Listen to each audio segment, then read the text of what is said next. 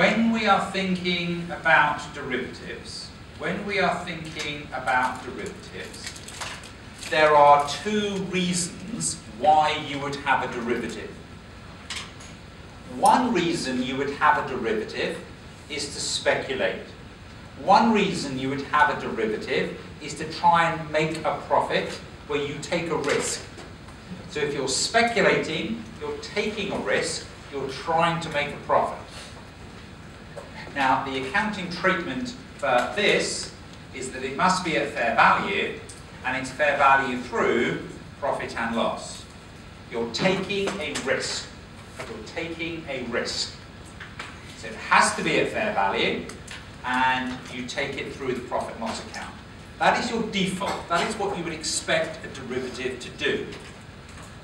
If you are hedging, then you are wanting to match. If you are hedging, then you're wanting to match. And unfortunately, there are two types of hedge. There is a cash flow hedge, and there is a fair value hedge.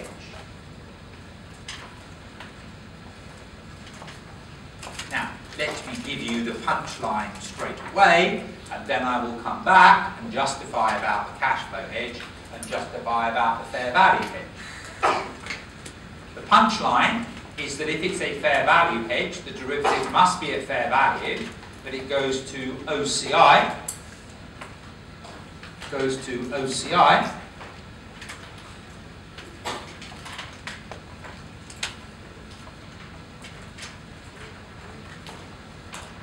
And if it's a fair value hedge, then it's fair value through profit and loss. And there is an instant match.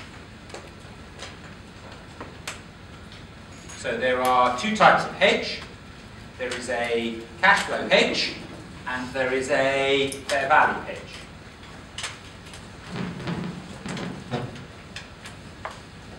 If you've got a cash flow hedge, then basically the risk that you're dealing with is changes in the future cash flow. You've got committed transactions in the future that you're worried about. So you're worried about changes in the future cash flow. So you can, that's what we were doing with Spandau. That was a fair value hedge. So to the extent that it's effective, you would recognize the gain or loss on the hedging instrument in OCI, and then you would recycle it to the profit and loss account when it was mature, when it was necessary. So let's talk about a cash flow hedge.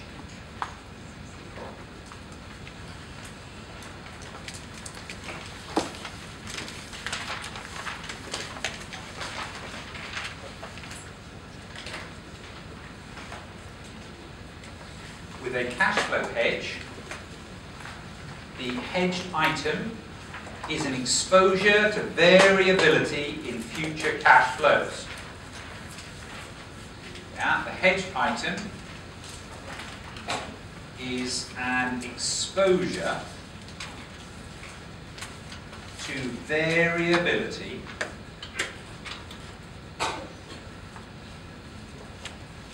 in future cash flows.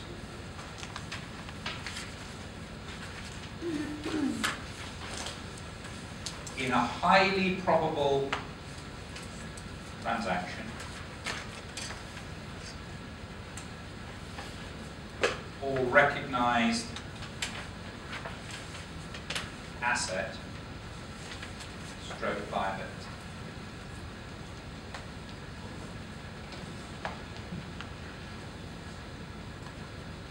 Therefore, the hedged item gives you no gain or loss. Therefore, the hedged item has no immediate gain.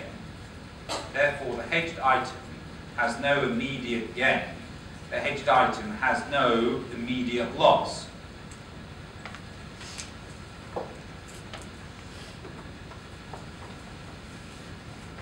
Therefore, the gain or loss on the hedging instrument is fair value through OCI. Therefore, the gain or loss on the hedging instrument fair value through OCI. Therefore, the gain or loss on the hedging instrument is fair value through OCI. To be recycled.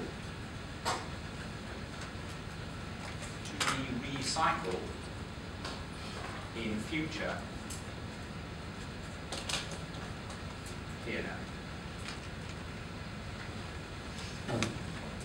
So the hedged item in cash flow hedge is an exposure to future cash flows. This is Spandau. What Spandau had got was a inventory, and the inventory had fallen in value from 12 to 11, but that fall in value was not recognised in our accounts. It's to do with a future transaction.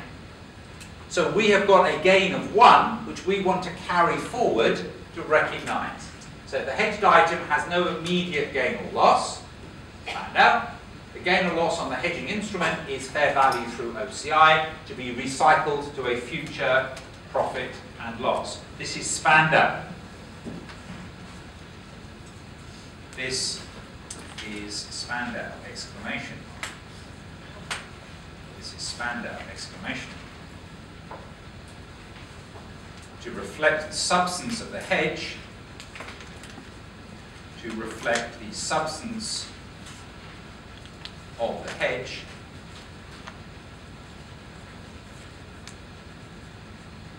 we should debit the asset 1, credit other by 1. Carry forward. I mean, if it's ineffective, you would. An ineffective element would go to the P&L. Oh dear, it's so bloody complicated. Any ineffective element to the P&L.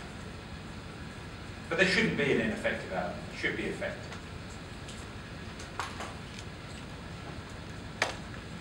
So that goes to other comprehensive income, OCI, other comprehensive income, it goes to equity.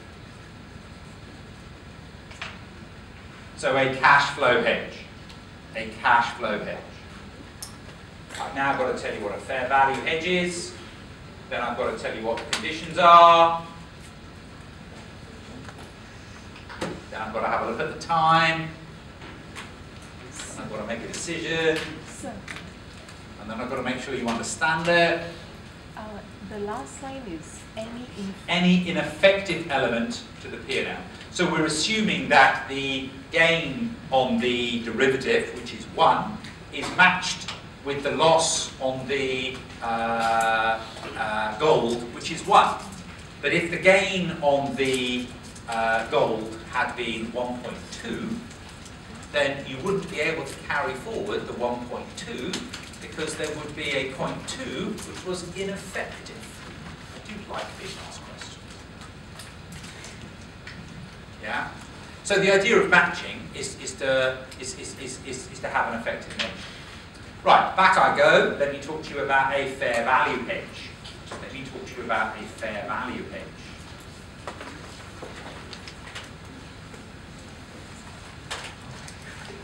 Right, stop.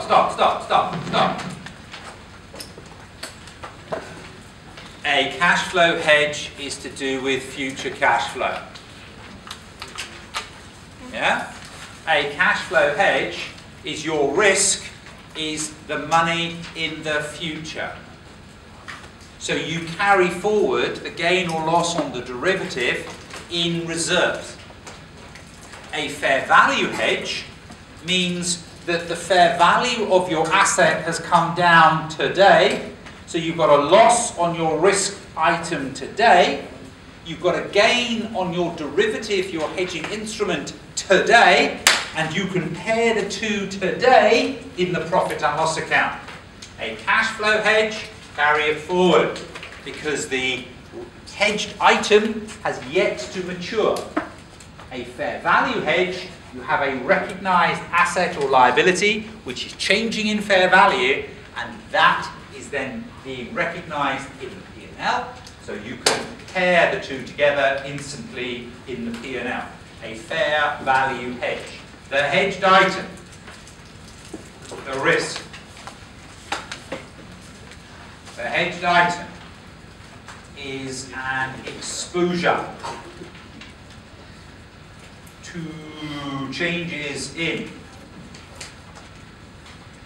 the fair value of a recognized asset, of a recognized liability. So a fair value hedge, the hedged item is an exposure to changes in the fair value of a recognized asset or recognized liability. Therefore, the hedged item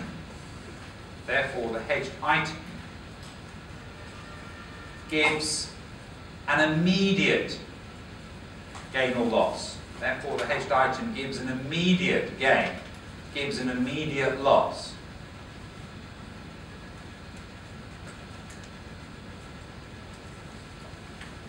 Therefore, the gain or loss on the hedging instrument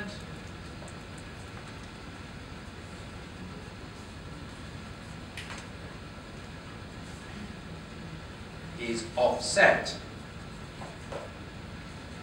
immediately. So for a fair value hedge, you have instant hedge accounting.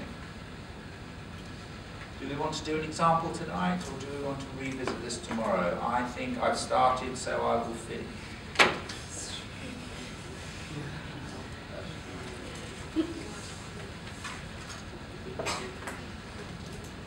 Which one should we do first? Alpha. Alpha. Let's have a look at alpha.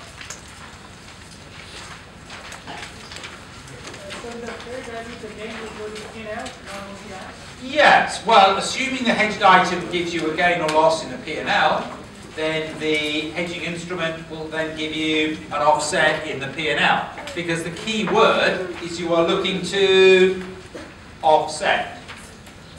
So assuming it's gone in the P&L, which let's face it, 99% do, then the offset will take place in the P&L. Let's have a look at alpha. Let's have a look at alpha. Alpha is on page 162. Alpha is on page 162.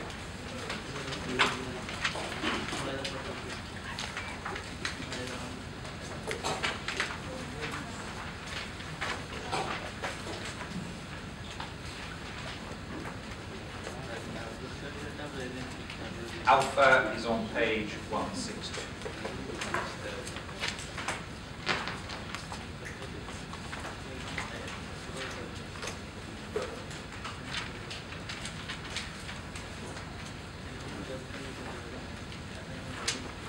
Minutes. Can you read it, please? 2 minutes.